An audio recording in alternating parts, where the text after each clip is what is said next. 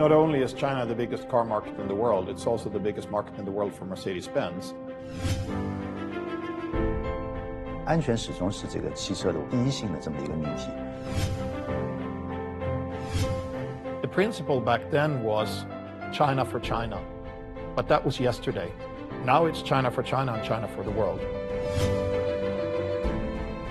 产品的精神内涵、情绪的这种价值，在竞争当中成为一个非常核心的重要的武器。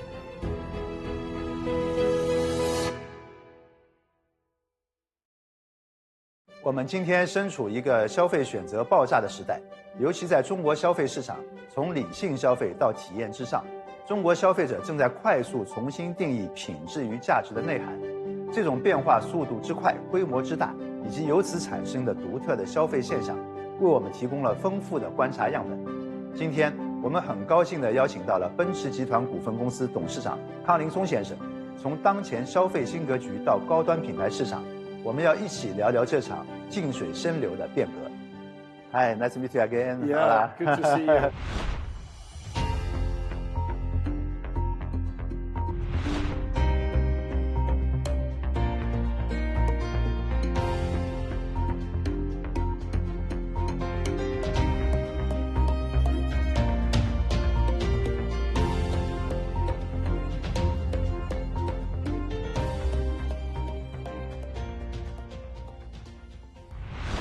Not only is China the biggest car market in the world, it's also the biggest market in the world for Mercedes-Benz. And indeed, for our flagship model, the Mercedes-Maybach S-Class, which is top of the line in terms of automotive sophistication, also China is the biggest market in the world for this particular car. 康林松先生，我们也很感兴趣，在这么一个特殊的一个消费场景里面，你认为啊，这个中国消费者去消费这种高端品牌、高品质产品，它的一个核心价值是什么？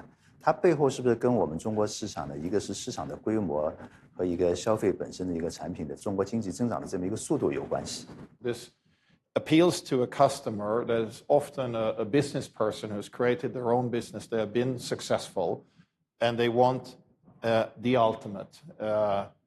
Clearly, you go from A to B, and you want to be safe. You want to be in an environment where everything just feels right, and the ride is very, very, very smooth. But it's not just about the luxury and the sophistication, which is second to none with this car. It's also about the technologies, and it is that blend that is the secret, if you will, to the success of the Maybach in the Chinese market.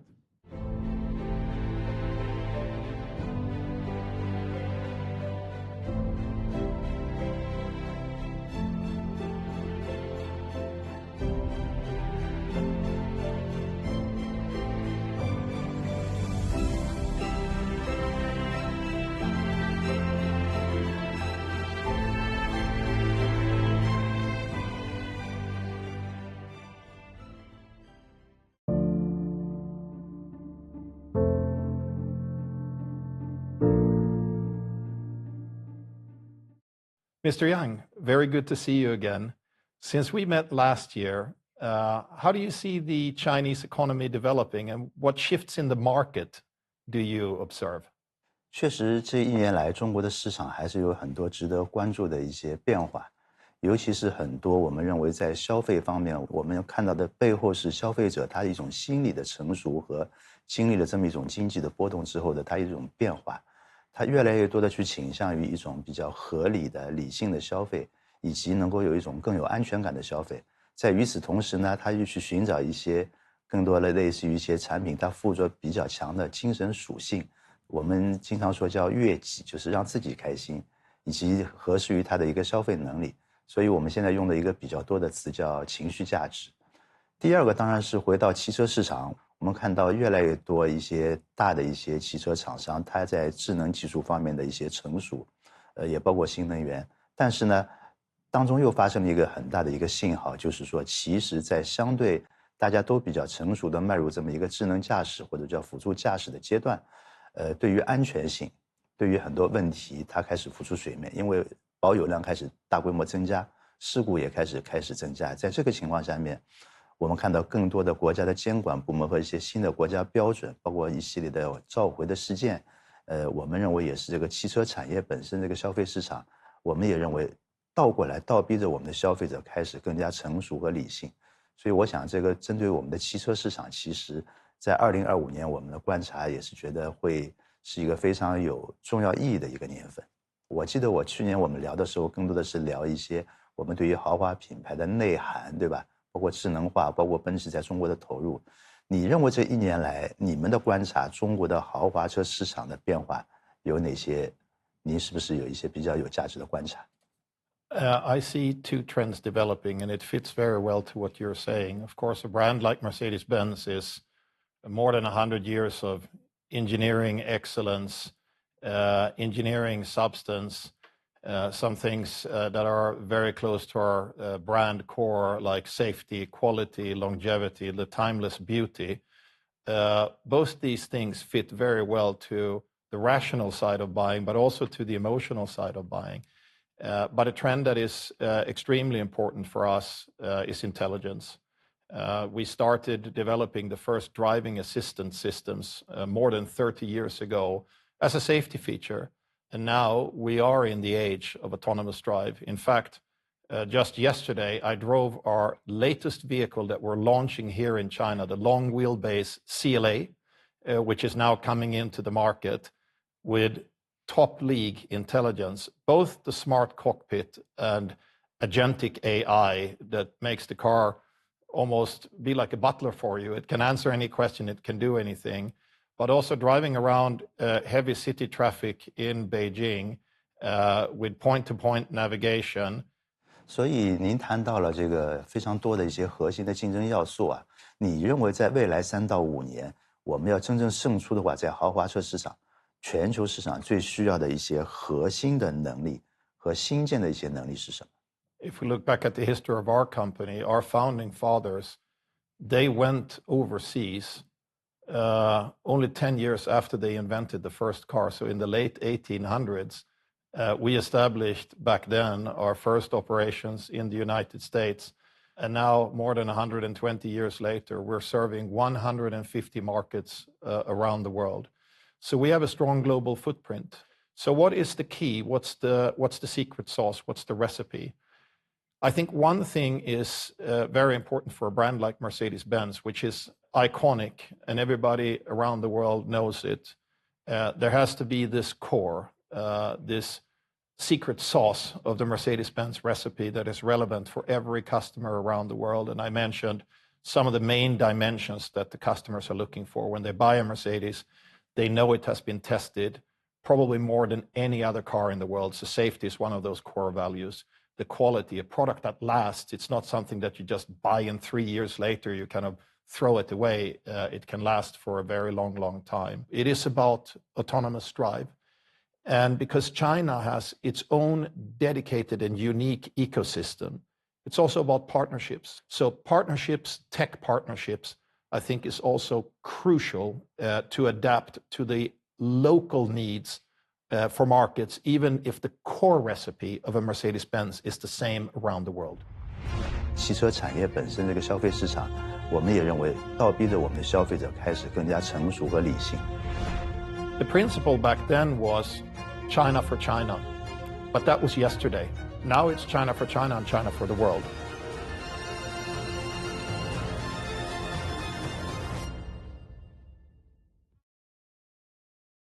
毫无疑问，这个中国市场是一个全球的豪华车品牌的一个兵家必争之地。但同时我们又看到中国市场本身有非常具有它鲜明的一些个特色，无论是在智能辅助驾驶还是新消费者的一些需求啊，还是比较与众不同。我们相信一般来讲，整个的一些跨国公司、大的公司，它总是有一个全球化的相对统一范围内的一个标准的统一性。你们在做这个一个本土化的策略的时候，这个是不是会带来一方面是标准的统一性的问题，第二个带来的一些额外的成本或者利润结构上会有一些挑战？ I would say yes and no. If I look at this 20-year journey in the Chinese market, it started with establishing a presence on the marketing and sales side in the market itself. But the last frontier is tech. And this is why our R&D activities in China have significantly increased in the last years. We expanded and built more or less a brand new R&D center here in Beijing. A few years ago, we added an R&D center in Shanghai to tap into especially the digital ecosystem that you have in Shanghai. You must engage with top tech players. Some are the big names and the big companies like ByteDance, like Alibaba, like Tencent. Of course, you have to have a relationship with them because the Chinese customers, through the smartphone world, they're already connected in those ecosystems, and they don't want that to stop when you step into the car. And this, I think, is a great thing with Mercedes, is that we're not just focused on one of these ecosystems. So we're not tied to one single digital ecosystem. We can, with our brand new operating system, open up to adapt and invite several tech players into our car. So no matter what smartphone you have, you're always right in a Mercedes. And the ADAS rules in China, whereas the underlying fundamental technology is kind of the same, no matter where you want to solve this problem. Traffic situations, I don't know what the position is of the traffic lights or how people behave in traffic in different cities, of course, specific and unique to the situations. You have to do additional development there.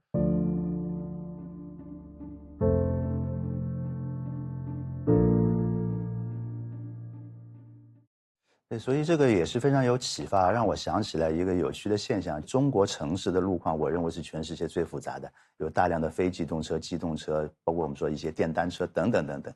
所以，是不是这背后也有一个逻辑？当你克服了中国最复杂的这么一种城市交通环境的时候，那你可能放到全球的市场这个各种场景去，反而也是可以有很强的适用性的。It's a good point that you're making. In the beginning of our engineering effort, when we brought our products to China, and we also adapted the products to fit better to the Chinese market and the liking of the Chinese customers, the principle back then was China for China. But that was yesterday. Now it's China for China and China for the world. This is one of the most competitively intense and dynamic innovative automotive ecosystems around the world. So why should we not take the intelligence of what we're developing here and also use it in other markets? And we do. I'll just take a couple of examples. Our brand new developed rear seat entertainment system for our larger vehicles, that has been done by our team here in China. So if I get into an S-Class in Germany, I actually have a piece of China in terms of the technology that powers the rear seat entertainment in that car as well. Another example, you mentioned complex traffic situations. Parking is another thing. You have so many parking scenarios, probably thousands of different parking scenarios, whether you're parking outside or you want to park in a complex multi-layer parking garage. That technology is also very well advanced here. So we said, okay, Mercedes Chinese engineering team, you have the most complex parking situations. Please solve that problem. And if you can solve that problem for China, you definitely can solve it for Germany or for the US or another market as well. So we leverage talent where the best talent is. Yes, the core and the mission control, because we originated out of Germany, is still in Germany, but on eye level, hand in hand, working with these R&D teams around the world. 当你克服了中国最复杂的这么一种城市交通环境的时候，那你可能放到全球的市场这个各种场景去，反而也是可以有很强的适用性。And over the many decades, many or most of the most famous innovations in safety have come from Mercedes-Benz.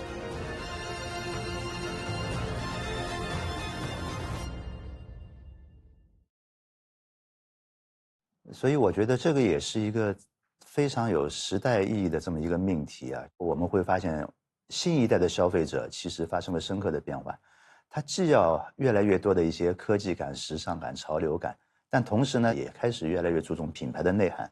在这种时候呢，高端品牌的高端溢价和这个市场消费者他的一些多元化的需求之间，你怎么去做到一种平衡？我觉得对豪华品牌来讲，真的是一个不小的一个挑战。I have not seen a time in my more than 30 years in the industry that is more interesting and more exciting from a technology point of view like now. But if you're a premium luxury brand, that is the other side. At the beginning of the conversation, you mentioned that the emotional values, especially now, they also play a very big role. But this I want it factor. And we just published this book. We call it Iconic. If you had a chance to see the Vision Iconic, it actually goes back to this iconic Mercedes grille. If you know the history of the Mercedes grille, this is something that was done by Wilhelm Maybach. He was designing for a customer back then a race car, a very first race car. So the first car that was named Mercedes was a race car in 1901. And the honeycomb structure of this thing here, it was to cool the air so he could get cooled air into the engine and get more performance and win the race. And that very first car was racing in Nice in the south of France, and it won the race. Now, if we fast forward 125 years later, you see this new grille. This is the grille of the GLC, a mid-size SUV, our most sold car. So it has the same Mercedes iconic look, but it's a high-tech product. And as I mentioned, the first Mercedes was actually a race car. This weekend in Beijing, there is the GT race. And Mercedes AMG cars are racing in the GT race. And I was interested to see that when the tickets were released for that race weekend in a couple of days from now, like this, all the tickets were sold. So it's also about emotion. 所以这个就是我前面讲到的，也是我跟很多企业家交流的时候，我的一个很确定的观点，就在未来中国的消费市场，除了性能、除了科技之外，你的产品的精神内涵给消费者带来的情绪的这种价值，确确实实会未来在竞争当中成为一个非常核心的重要的武器。而且这种情绪价值，它不是一个简单的、快速的、简单的愉悦，而是和这个消费者他本身的价值观、他自己的知识内涵，其实有一些深度的结合。这个确确实实是未来中国消费市场需要感受到和认知到的一个大的趋势。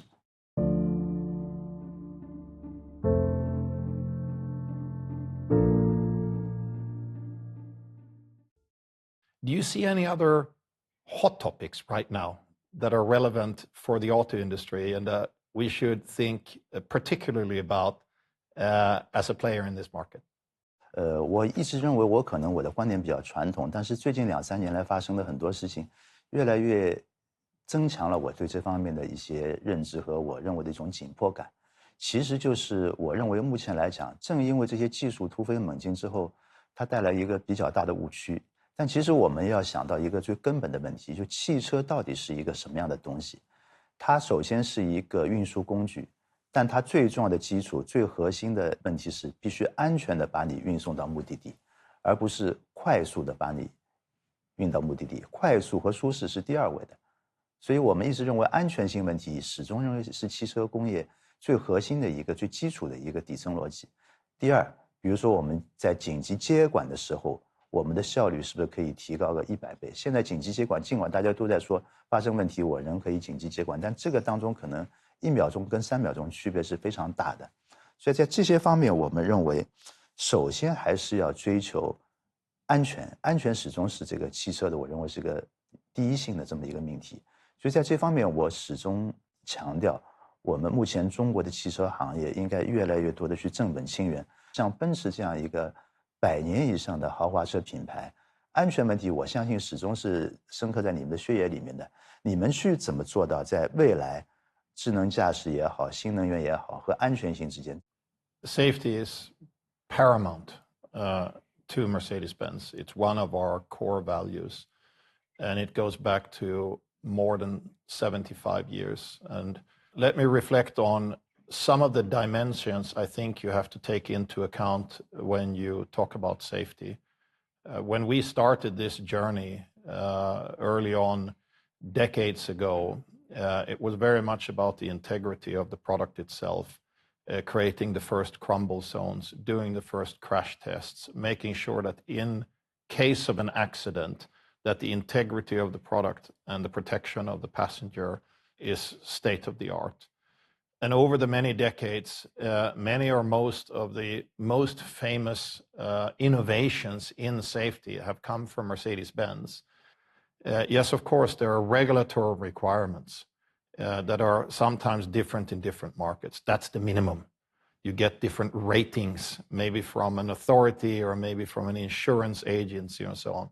That's the minimum to look at those ratings, and they're relevant. But you must go beyond that. And when you look at real life safety, you have to analyze what does really happen in an accident. We have had teams over these many, many decades that have analyzed accidents that have happened around the world. Countless accidents where we go to the accident site, we look at what happened to the car, depending on the speed, was another vehicle involved, what's the nature of the accident. And almost like a forensic team, we go through every single aspect of that. And when we then design the next generation car, we take these experiences into account. And this goes far beyond the regulatory requirements. Now we have gone from an era where these are angels in the background that step in case something happens, to these being active partners and autonomously driving the car. What is important there? Important is to make sure that the driver knows what the car can do and what it can't do, so that you don't lull the driver into a false sense of security. If we're talking about level 2 systems, it's very clear. In a level 2 system, ultimately, the driver is responsible. When you then step into true autonomy, level 3 and beyond, there the computer is actually driving. So the liability and the responsibility moves from the human to the machine. Then you have to have another layer, and there must be more redundancy. And even if the computer, and I'm absolutely convinced about this, that autonomous drive and computers and sensing and artificial intelligence is ultimately going to make traffic around the world much, much safer. But to have that accepted by society, actually the computer needs to be multitudes more capable than the human. And the human is a very, very intelligent and smart biological machine.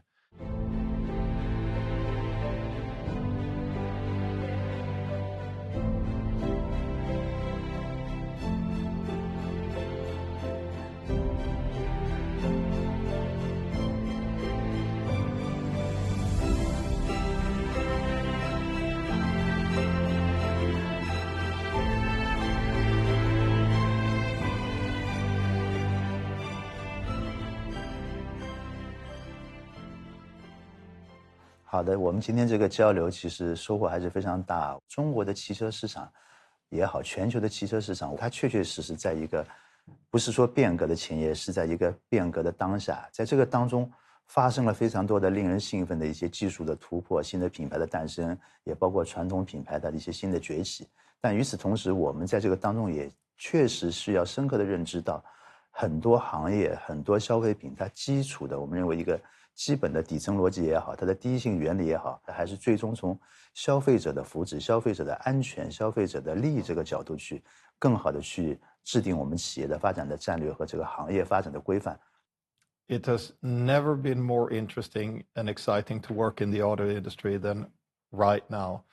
As always, I very much enjoy the conversation with you, Mr. Yang. Thank you for inviting me to this interview. And I'm looking forward to our future encounters to talk about what's going to happen next.